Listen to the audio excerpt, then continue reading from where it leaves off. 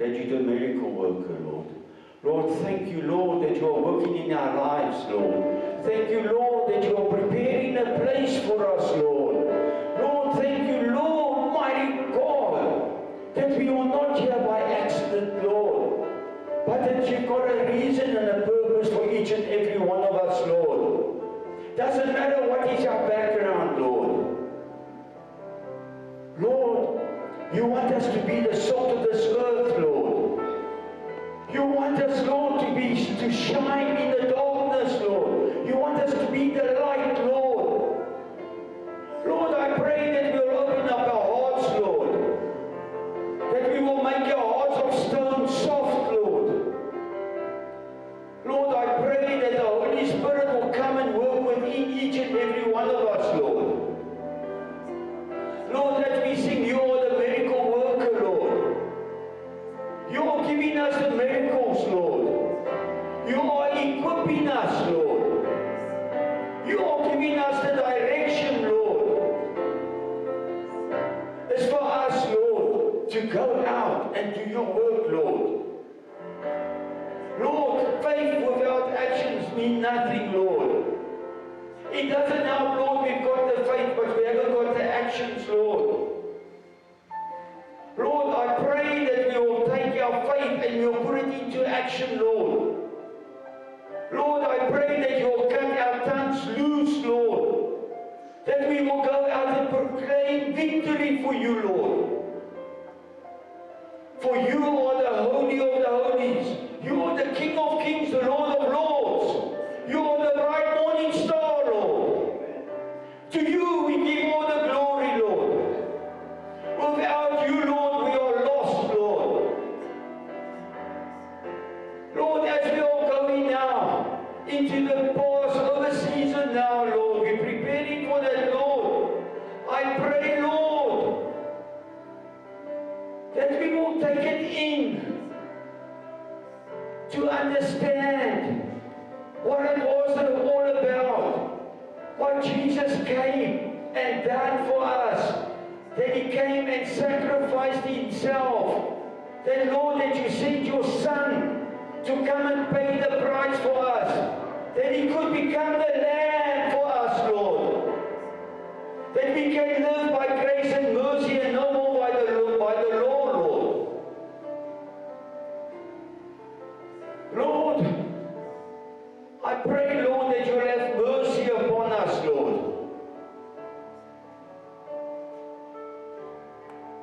Lord, I ask of you now, Lord, to take every mind captive, Lord. That we will forget about what's happening outside. That we will forget about what is our circumstances wherein we are now, Lord. That we will just focus on you now, Lord. Because this is the moment we've got, Lord, that we can get our breakthrough, Lord. Lord, I pray that each and every one is here this morning with an expectation that they want met, Lord. Those that want answers, Lord, I pray, Lord, that you'll give them the answers this morning, Lord.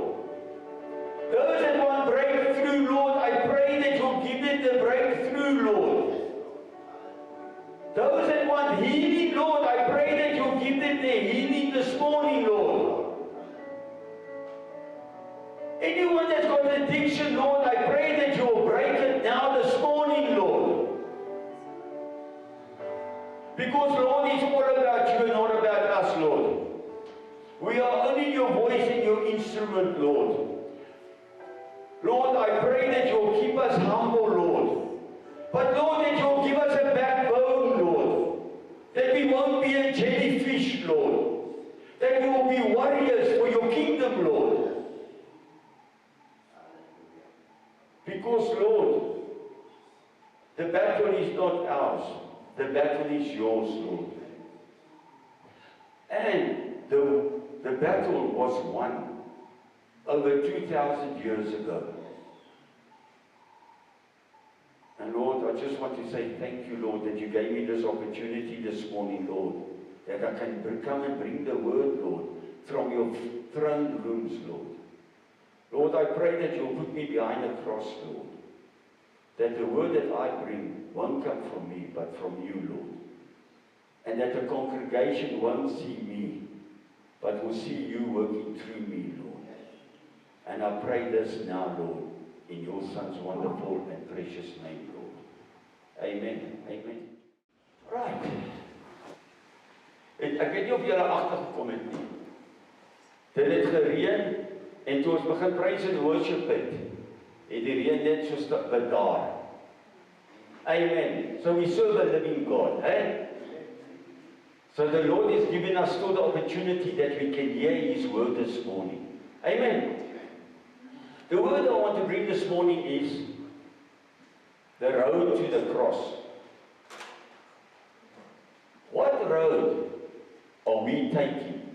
Or on what journey are we towards the cross? How are we living? What is our circumstances? What is our focus? Is our focus the same as Jesus' focus? Or is our focus mainly on the world? Because wherever you go, whoever you speak to now, everyone is speaking about the war, but no one is speaking about Jesus. Everyone is, how can I say, kompie. Everyone is going to throw in diesel and petrol and everything, preparing what the media is saying. Some of the media is saying there's going to be no petrol, no diesel. The other media says there's enough. So where are we focusing? Doesn't in Revelations and in the Bible, doesn't it talk about the end times? It's funny enough, I spoke to some children of the Lord the other day, and we were speaking in general about now the war and things like that. I said, but it has to be. It's part of the end time. Whether you like it or not, it is here. I said, but then we have to be prepared in season and out of season. I don't know why I'm saying this now. It's not part of my sermon, but yes. And it's also as you have to live each day as if it's your last day. That's what the word says. Yeah, but I don't know if I'm going to heaven. I said, really? If your name is written on the palm of Jesus, then you won't be going to heaven. So then if you doubt in it, then I'm asking, where is your belief? Where is your faith? Where is your mind focused on? It doesn't help we sit Sunday for Sunday in the church, but we've got no faith. Or we're not putting our faith into actions. And when we get our first temptation, we stumble. And we look at the world. Remember the other day I spoke? Are we Judas or are we Peter? I'm coming back to that again. Where are we? What do we believe in? Ons sing, Here, ek wil gereed wees as U kom. And then when the Lord says, come, then we say, no, not now, not for me. The one guy said, no, he still wants to see his grandchildren growing and all that. I said, but technically speaking, that's now me now.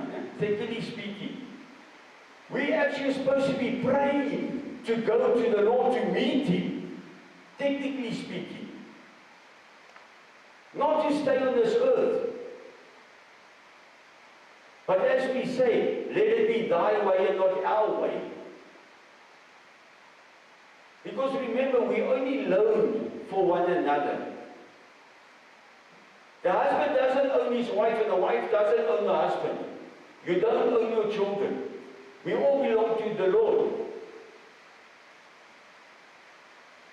One day when we stand at judgment, we're going to stand alone. You're not going to have your husband, your wife, your children, or your mother or your father by you. Jy gaan alleen staan. You're going to stand alone for your deeds. Then you can't do blame shifting. Ja, maar jy weet, my vrou het op my kop gesit en dan moes hierdie kant toe, daai kant toe. Or vice versa. Nah, my husband was panel beating me, so I couldn't, wara. You understand what I'm trying to say? At the end of the day, it's your own choice. We have to move away from this jellyfish what we've got. We have to start getting a backbone. That's why a lot of times I wish the army was still here for the young ladies. Yeah. Hey, look. But let me just get back to my point. Now I'm getting carried away. You see, but what I'm just trying to say, we must be warriors. Yeah. Because if we're not warriors, who's going to be? That is why the Lord is using now the youngsters. How many times have you seen now youngsters 5, 6, 7, 8, 10 years old that's bringing the word? Wat gaan hy spreekwoord uit die mond van 'n suigeling sal jy die waarheid hoor? Hey? We first want to think and how can I say, think it out before we say something. When the Lord says, jy moet glo soos 'n kind. That's what I'm saying. On what path are we? Are we on the tar road or are we on the sand road, the gravel road? Are we on the broad path or are we on the narrow road? Yes, I agree. We do get tempted. Because you must know, if you do not get tempted, then actually you belong to the devil. Because why will he tempt you if he's already got you? He won't. He's only going to tempt those that doesn't belong to you.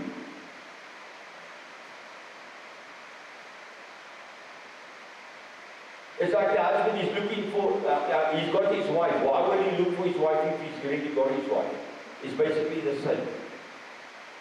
If the devil's got you, he's not going to tempt you of anything because he's already got you. I don't know if you've also noticed, when you've been tempted and you pushed in and you pushed through it, on the other side you become stronger. I always say you go through temptations because the Lord wants to take you to the next level. All the big names in the Bible, they were promised things in life. And it took them sometimes 30, 40 years before it was fulfilled.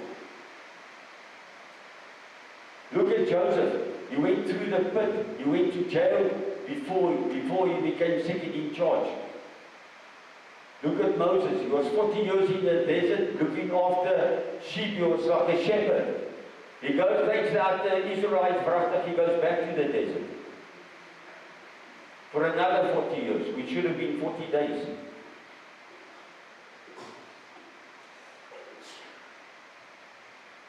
A lot of times, we take a detour to get to our destination. Sometimes we like the Israelites. Your blessings are around the corner, but wragtig we don't listen. We first want to get a hiding. Want ons wil nie luister vir die Heilige Gees nie. Amen. Alright, now I can start. I was just warming up. Alright, Revelations 13, verse 8. All inhabitants on the earth will worship the beast. All those names who have not been written in the Lamb's book of life. The Lamb who was slain for the creation of the world. Amen. Either your name is written in the Lamb's book or you hear from the beast.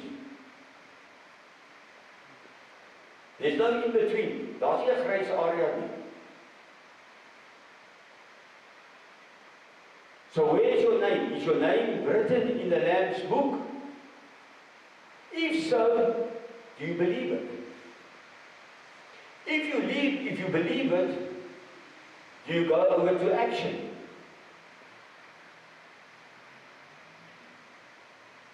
Because remember, freely you receive, freely you must give.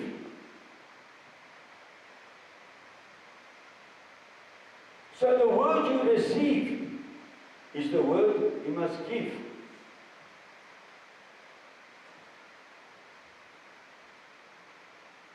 How many of us really go out there on a daily basis and spread the gospel?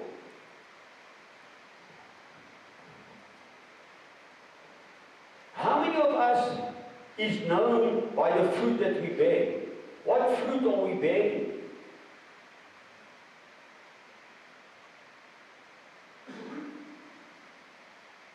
Are we bearing the fruit of the earth, or are we bearing heavenly fruit? Are we walking around with love within us? I can tell you now, if you haven't got love within you,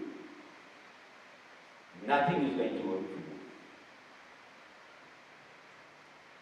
Because love conquers all. Because if you've got the love of the Lord within you, you will go out and do His work with love. It's not going to be a job, a must. Just to clear my conscience, I'll talk a little bit about the Bible. Jy sal dit doen met uitgawe, wat oorgawe. Waar die mond van vol is, loop die hart van oor. Is it vice versa? Alright, vice versa then. Okay. Waar die hart van vol is, loop die mond van oor. Okay, technicality on English. Ja, maar you understand what I'm trying to say? Ek het eintlik net gesien of julle slaap.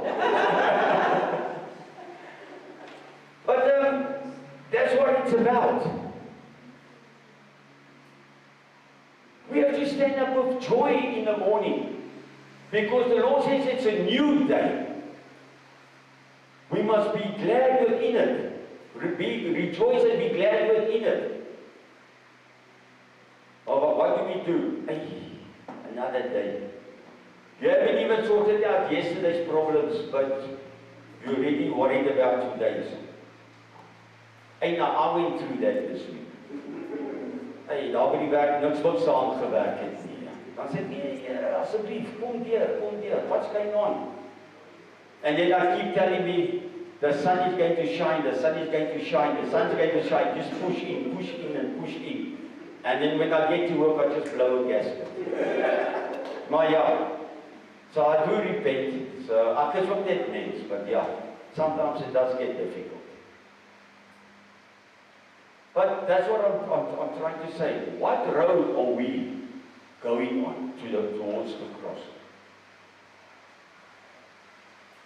If we take Jesus for instance, like the word said, before the earth, the creation of the earth, Jesus already knew His path. Imagine if Jesus told the Lord, no, I'm not coming to the earth, let them suffer.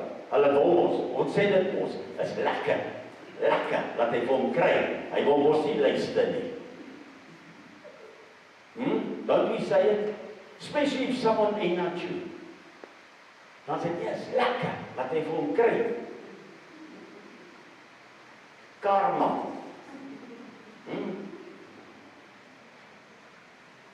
Ja, ons is so, ons kan nie skyn heilig wees.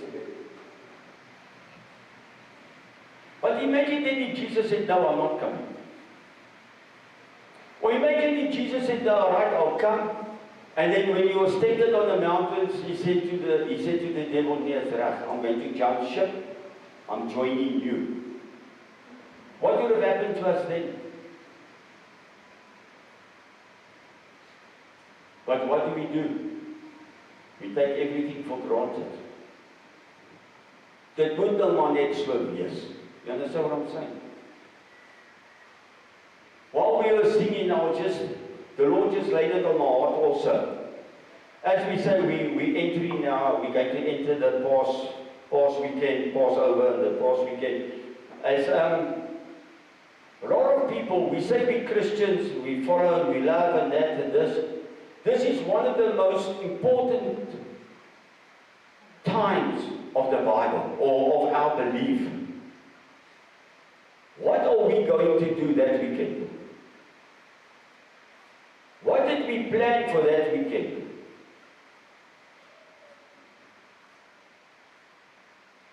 Then you will really know on what path you are.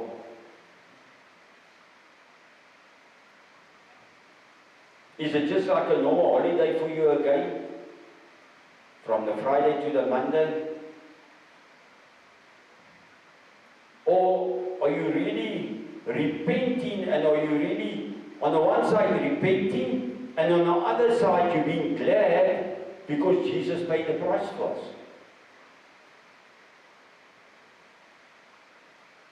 I want to leave you with that thought, because I see you take myself. And like Jesus also, he was born in Bethlehem. It was near Jerusalem. He grew up there in Nazareth. And then you hear of Jesus on the age of 12, and then again at the age of 30.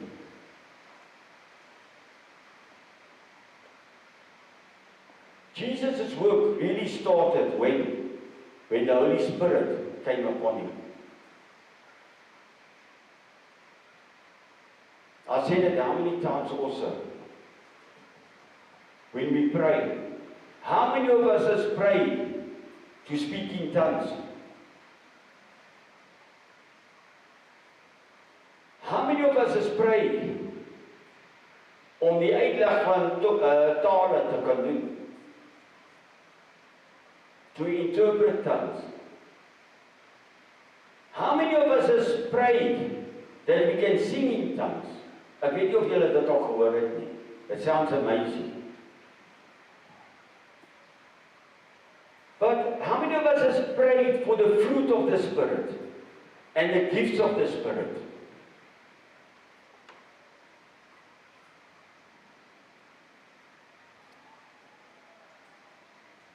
Or are we just at church for tradition? Although we say we're not. But if we think back and we think on our lifestyle, are we really bearing the fruit?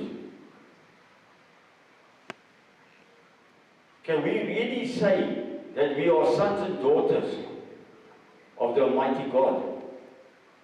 Can we really say we've got Jesus' blood flowing through us? Now I get that vision. If we've really got Jesus' blood flowing through us, it has to go through your heart, isn't it? Then your heart's supposed to be soft, because it's supposed to be full of love.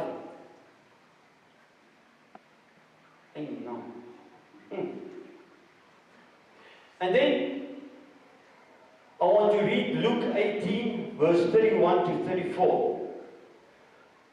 This is now the third time Jesus predicted his death to his disciples. Remember, this is the third time now.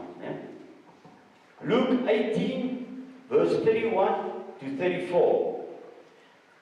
Jesus took his 12 disciples aside and told them, "We are going up to Jerusalem, and everything that is written by the prophets about the Son of Man will be fulfilled. He will be delivered over to the Gentiles. They will mock him, insult him, and spit on him. They will flog him and kill him. On the third day, he will rise again." The disciples did not understand any of this. The meaning was hidden from them, and they did not know what he was talking about.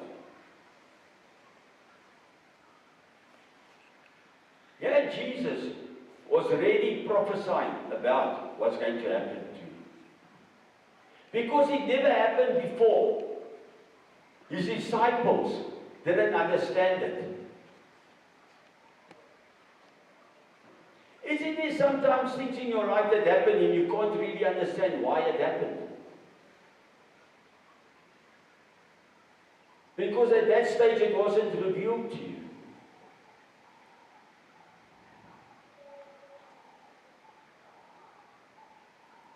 At that stage, the Lord didn't want you to understand what is really going on.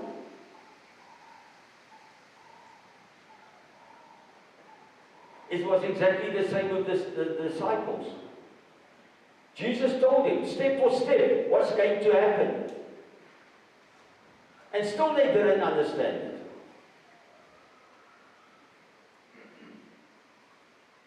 Why? Because at that stage, no one wanted to harm Jesus.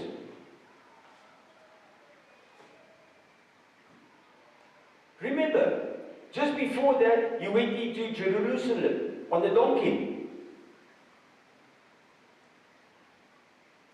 And everyone was singing, Hosanna, Hosanna, praise the Lord. Jesus was healing the sick. He made the blind see. He made the lame walk. He raised the dead.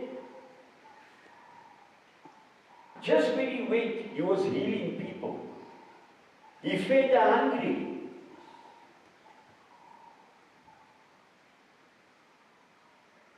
I don't think in their wildest dreams they thought that Jesus' lifespan was coming to an end.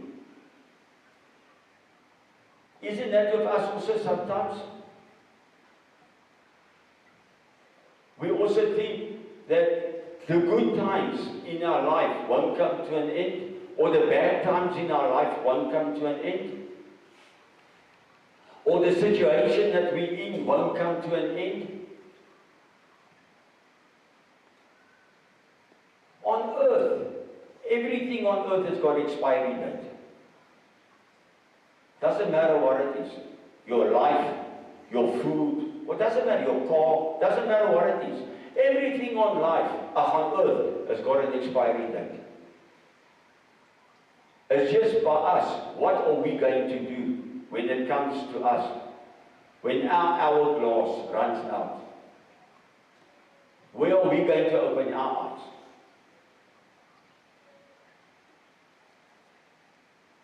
All right.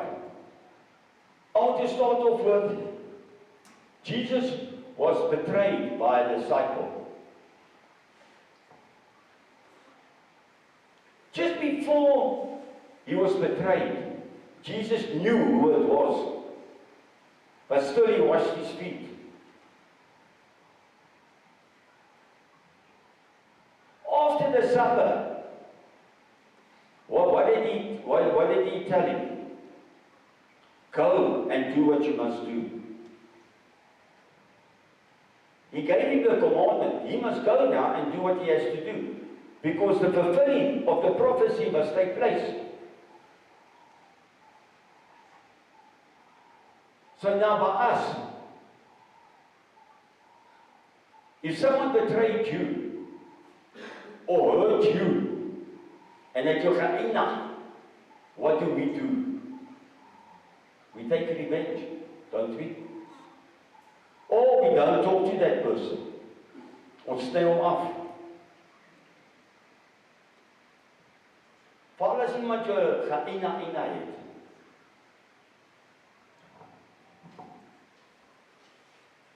Then we say, I don't want nothing to do with that person. But we don't even pray for that person. Isn't that a learning curve for us also? But there we fail our test.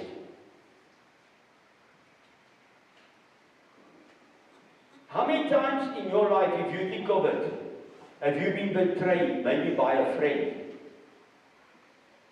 or a colleague, or by your wife or your husband or your partner or whatever?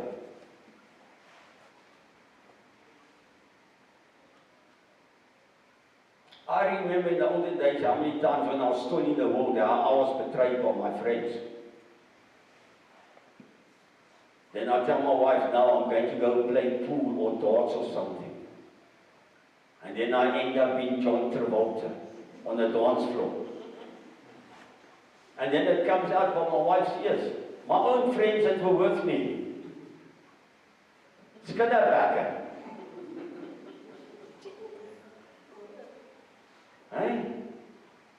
Then you feel betrayed. How many times? But Jesus still forgave me.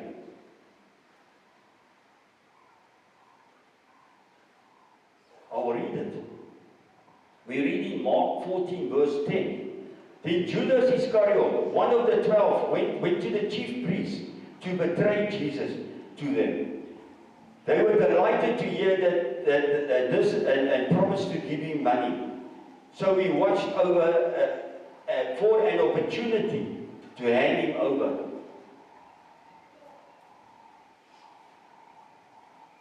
So now he even went, supposed to be to Jesus' friends, to the priests. Die manne wat geloop het met die Bybel onder die arm. Hey?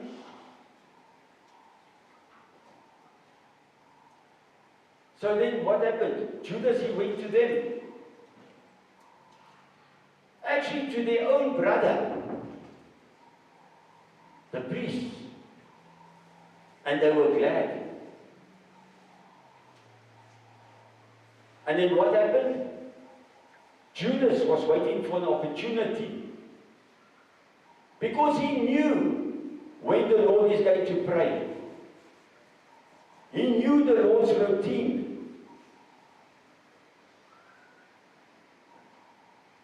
So he knew. And then what happened? Jesus was sold out for 30 shillings or pennies. We can read it in Matthew 26, verse 15. I'm going to read from verse 14.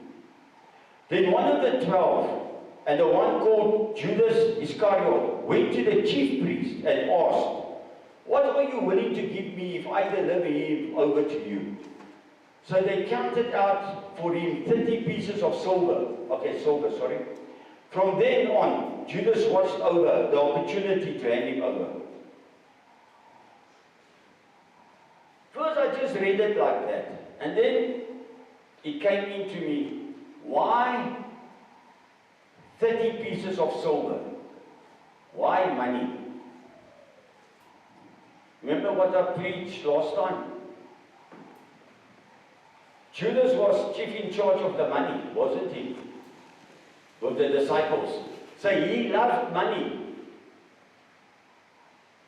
And he had long fingers. He gripped the money of his disciples. So that means the chief priest knew his weakness. It's the same as the devil. He knows our weaknesses.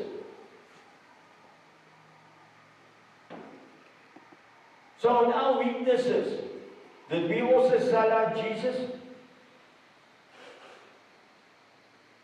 Hey, no.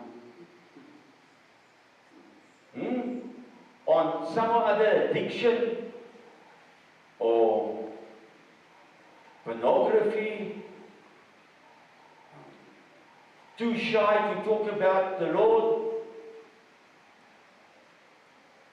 We mix up with the wrong people.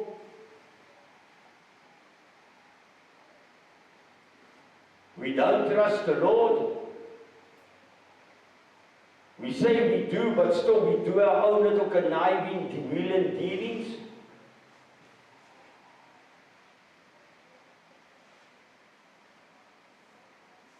So how are we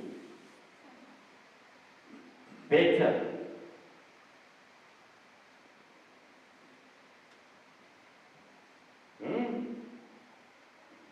And then I want want to read Matthew 26, verse 63.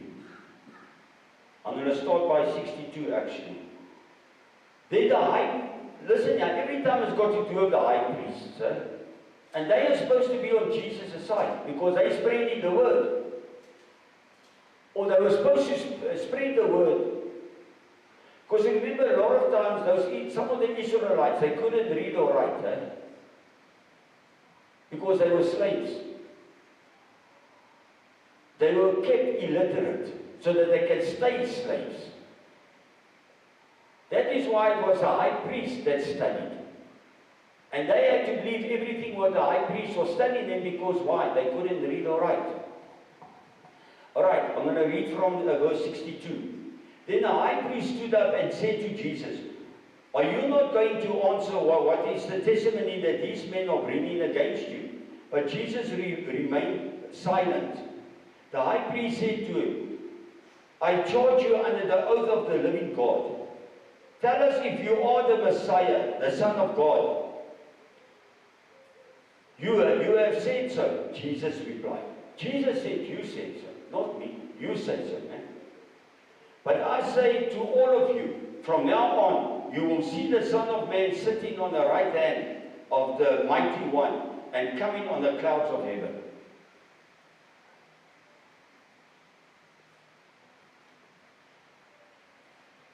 Isn't it sometimes with us also like that? We get accused of things. And then what do? We go into a defense mode. Although the Lord is telling you to keep quiet, you'll sort it out. We still want to go into defense mode.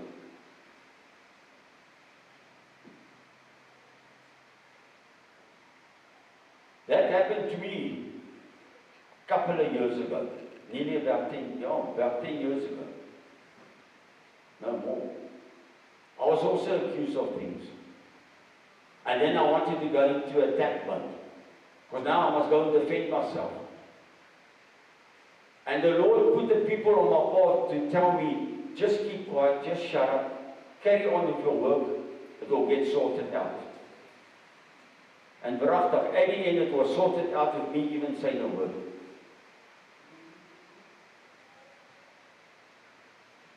So sometimes it is better to keep quiet and to listen. Because Jesus could have went into a defense mode. He could have called the angels. But he didn't. Because he knew better. He knew what was going to be the outcome. Die waarheid en die waarheid alleen sal jou vry maak. And I stand on it. That's why I say, I don't care what people say or think of me. As long as I know what is the truth, then that's it. So they say, I'm like a taxi. You klim in of you klim uit. But I'm going in my direction. Choice is yours. It's the same with Jesus.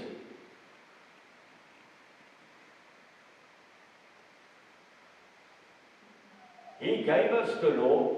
He told us what to do. It's up to us. What are we doing with it? That's what he's saying. If your name's not written on the palm of his hands, you're going to the devil, straight to the beast. There's no in-between way. It's either heaven or hell.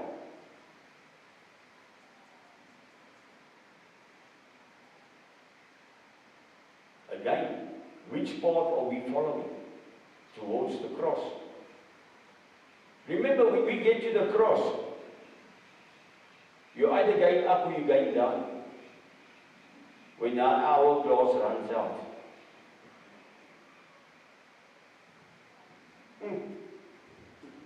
And then Jesus was slapped and spit upon. How many of your colleagues or friends have tried to degrade you? to make you not worthy of anything. I call it jealousy. Or put it this way, how many of even your family members, are jealous about you? Because you might have achieved something a little bit more than what they've achieved. Now they gooi jou met die tong. They talk negative about you. They curse you in front of you and behind your back and all over the show. Hulle gooi jou met die moer.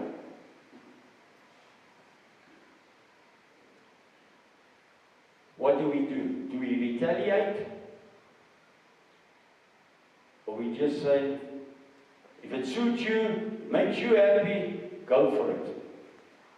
And remember, you must still pray for them. Or you put on the boxing gloves. Or you climb on your phone en jy bel. Of jy stuur WhatsApps. Dis net vlamme oor en weer. The electricity is flowing. Eskom can use that electricity. Hey?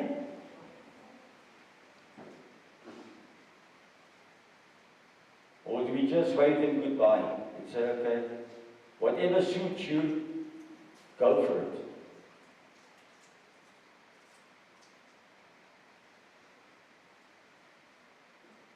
That's why in the mornings and at night, ons moet ook bid vir die wapenrusting. No weapon against you shall prosper with the shield. That's why I say the Lord has equipped us with the armor of God. He's equipped us, but we don't use it.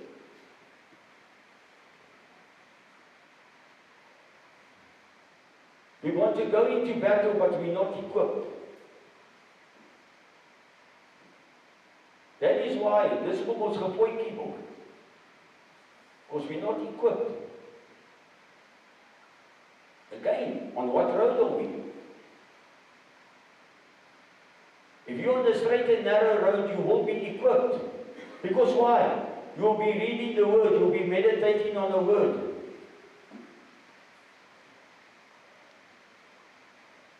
Even Jesus' beard, they pulled it out.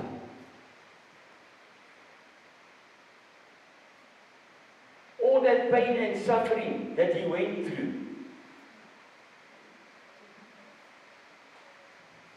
Knowing that some people are going to reject him.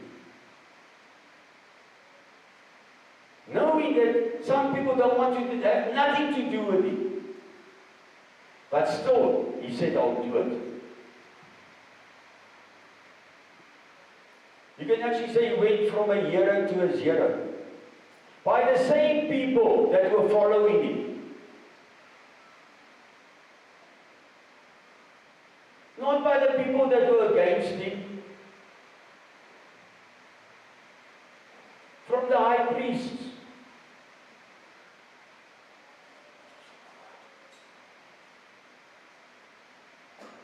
From the same people that he healed. That he made see. His own disciples denied him. But still he forgave them. What do we do when people go against us? Oh, round 1, round 2, round 3.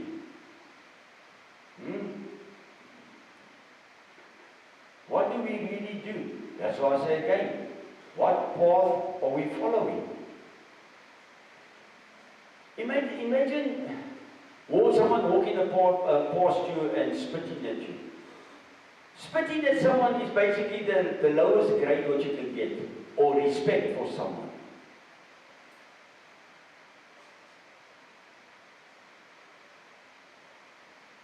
From a person that was healing everyone. They done no harm to no one. Us as humans, you can still say, yeah, I hurt maybe that one's feelings, or I done that sin, or whatever. Jesus was sinless. He didn't sin.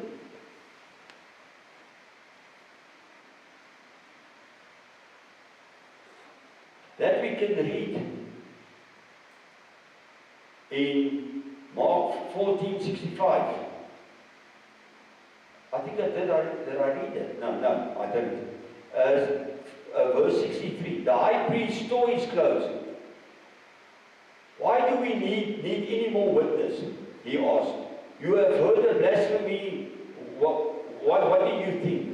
They all condemned him as worthy of death. Some began to spit at him. They blindfolded him, struck him with their fists, and said, prophesy. And the guards took him and beat him.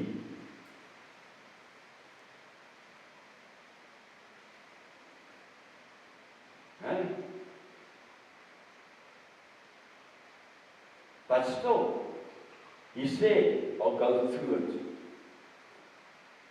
Still, I'll carry the cross.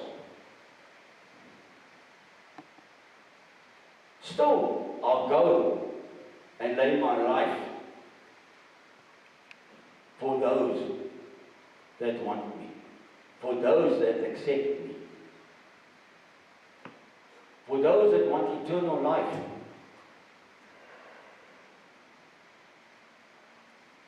Remember, before Jesus came, we were all doomed for death. Because why? The earth was cursed. There was no grace, there was no mercy. If you come to think of it, what do we benefit out of Jesus' crucifixion? That we're not living by the law anymore. That we're living under the grace and mercy. We've got the Holy Spirit within us.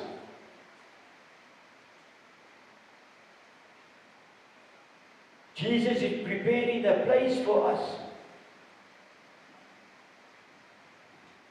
We've got eternal life that's waiting ahead of us.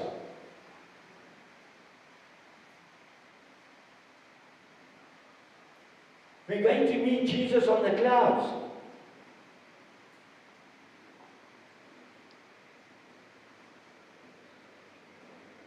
We are sinless in front of the eyes of the Lord.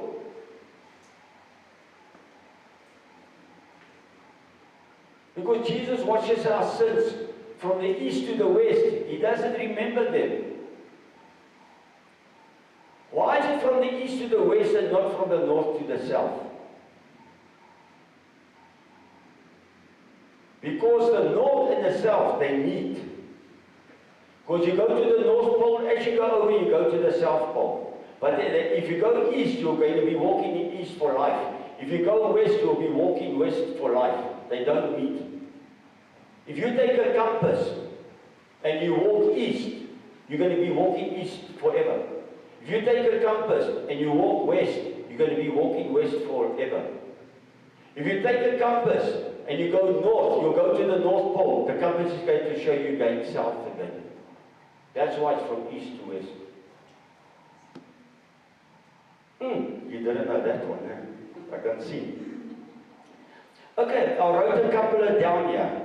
Forgiveness of sin, justifications, for healing, deliverance from bondage, victory over death, eternal life. We set free from evil.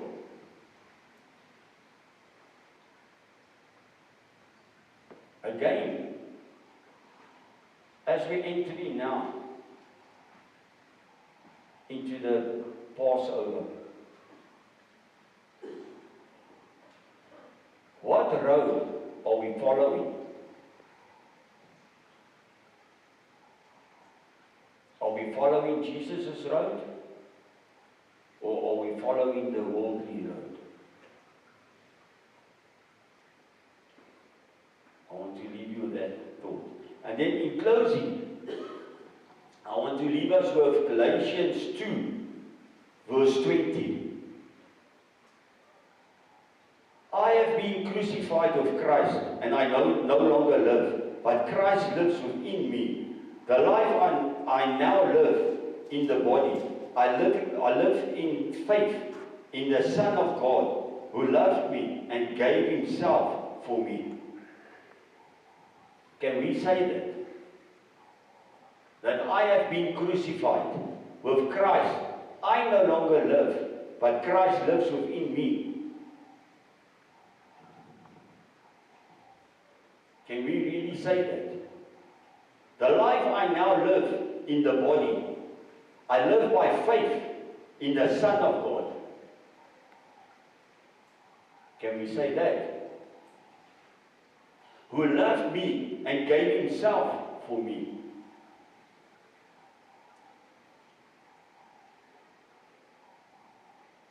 What bigger price must someone give us in life?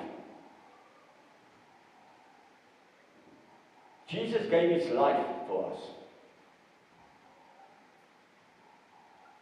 He became the lamb for us.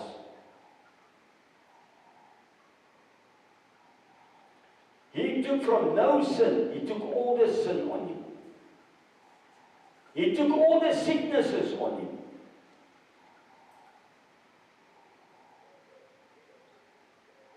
That's what we're going through now in our life.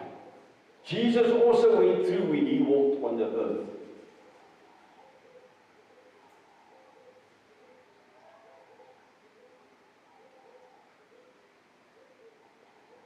So that's why I say, can we really say, I have been crucified with Christ, and I no longer live, but Christ lives within me. If Christ lives within us, when we look in a mirror, who do we see? We should actually see Christ. Because he's living within us.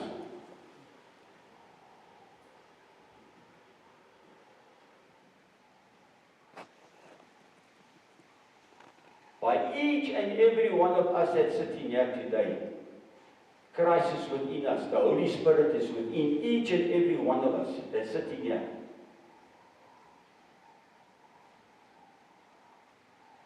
It is the amount that we want to receive.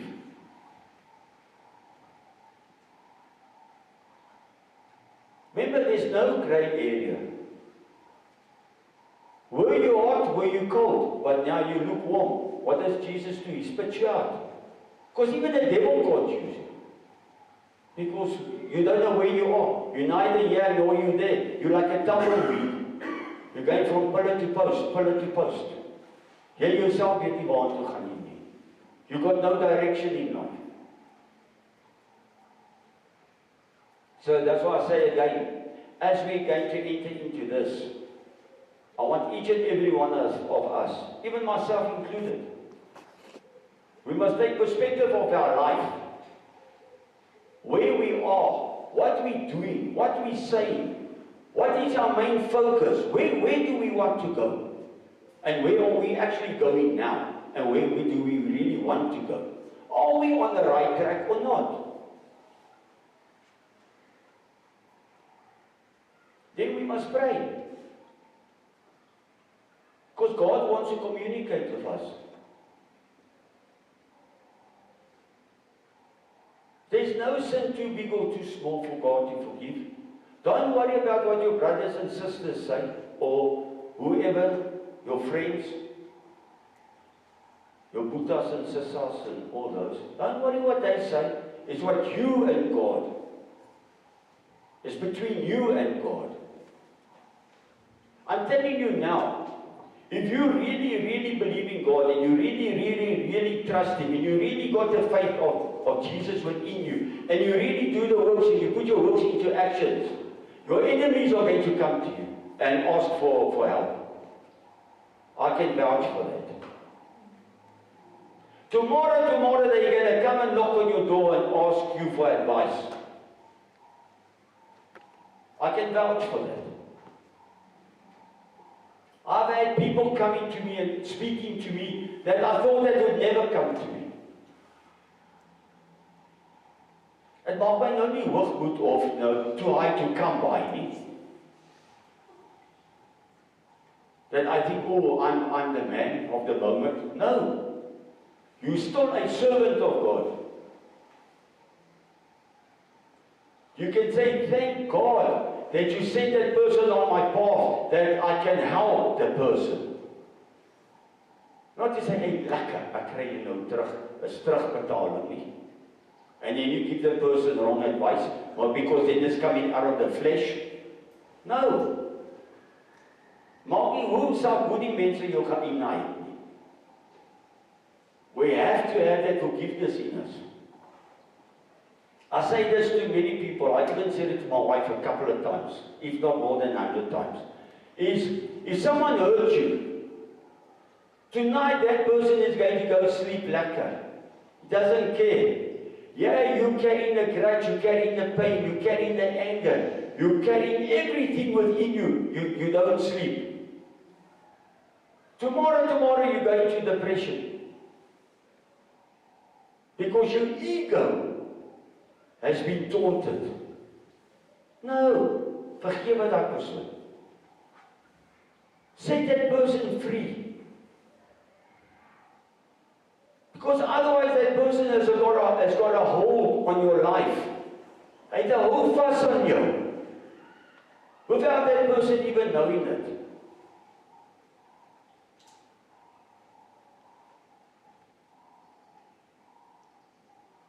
I know a lot of us, sometimes me also, ons sukkel met vergewensgesindheid. But we have to. Yeah, but Pastor, you don't understand my circumstances. I don't need to understand your circumstances. God understands it and He says you must forgive. Our Lord's Prayer also says it. Forgive us our trespasses as we forgive those that trespass against us.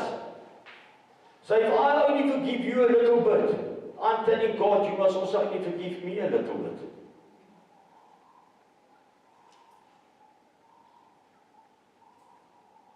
It doesn't mean because now I get you forgiven and what.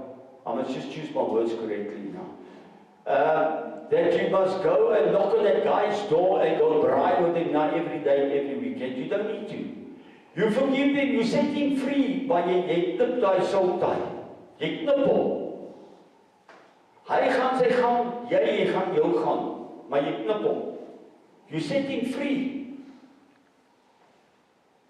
Amen. Het julle iets gekry vanoggend? Gaan julle 'n bietjie daaroor dink? Are you going to think about it? I think I've given you some homework. So that's what I say, as we enter into the season now, let us just think what it's about. Exactly the same when pastors having that week, seminar here for the week. Think what it's about, the importance of what it's about.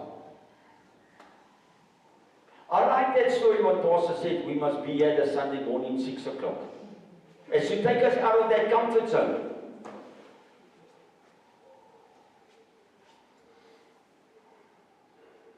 Maar ons word te lekker, eers hierso as die son opkom. No, it's good. 6 o'clock is reg. We must get out of that comfort zone. We have to sacrifice something to it. You have to sacrifice something in life to achieve something in life. You have to. And that just shows commitment. Those that want to come in pajamas, it's fine. Those that want to come with curlers in there, it's fine. Those that want to come with no makeup is even better. Because Jesus said, come just as you are. Right? Just brush your teeth.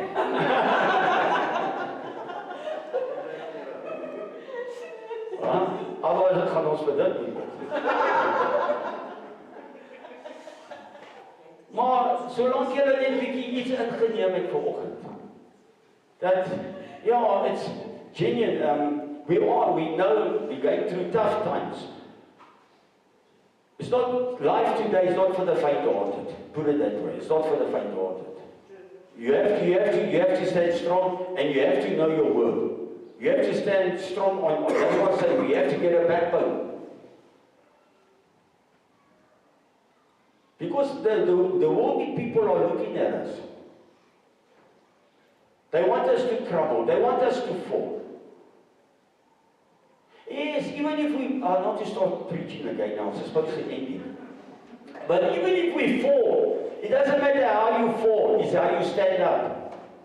You can fall 20, 100 times, it doesn't matter. Just don't lay, because hulle gaan jou trap, my maat. Hulle gaan jou trap. Stand up. Ask for forgiveness and carry on. Because then that's going to even make you stronger, because you don't want to go back to where you were.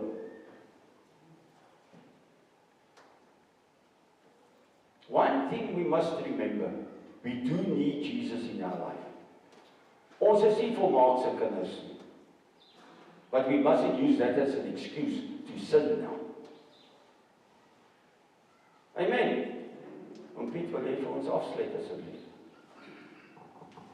Ja, maar Vader, ons is dankbaar vanmôre om te weet, Here, U het vanmôre deur die woord gepraat, Here. Dankie, Here, dat die Heilige Gees teenwoordig was. En dankie, Here, dat ek weet vanmôre, Here, dis as elkeen se besluit wat hy wil doen, Here. Maar U is nog die groot een, U is die Almagtige, U is die God wat voorsien. Here, ek bid vanmôre, Here, dat elkeen wat vanmôre geluister het na die woord, Here, sal weet, dit nie van die pastoor afgekom nie, maar van U afgekom, Here. U het dit gegee en het gesê, nou is dit jou beurt om te doen daarmee wat jy wil. Here, ek dank U daarvoor. Ek sê dankie, Here, dat ek weet, Vader, die Heilige Gees is altyd teenwoordig. Die Heilige Gees sal ons lei. Here, dit is U Heilige Gees wat die werk moet doen in ons lewens. Nie ons nie, maar die Heilige Gees. Want Here, U het vir U disippels gesê, waar ek gaan julle aandoen met krag uit die hoogte. En wanneer ek julle met die krag van die hoogte aandoen uit die hoogte, dan sal julle weet wat ek verwag van julle. En daarom dank ek U vir die Heilige Gees. Ek sê vir U dankie, Here. Julle seën vir ons verder. Hierdie week, elkeen wat waar ons uit mekaar het gaan, seën. Here, en seën so, dat dankie vir die reën wat daar kom. Maar Here, ek vra, soos wat daar die reën geval het, dat die Heilige Gees so op ons sal val. En dat ons dit sal kan. Here, sal bly wees, dit wat U vir ons sê om te doen. Ons gee al die eer daarvoor, vanmôre in Jesus naam. Amen.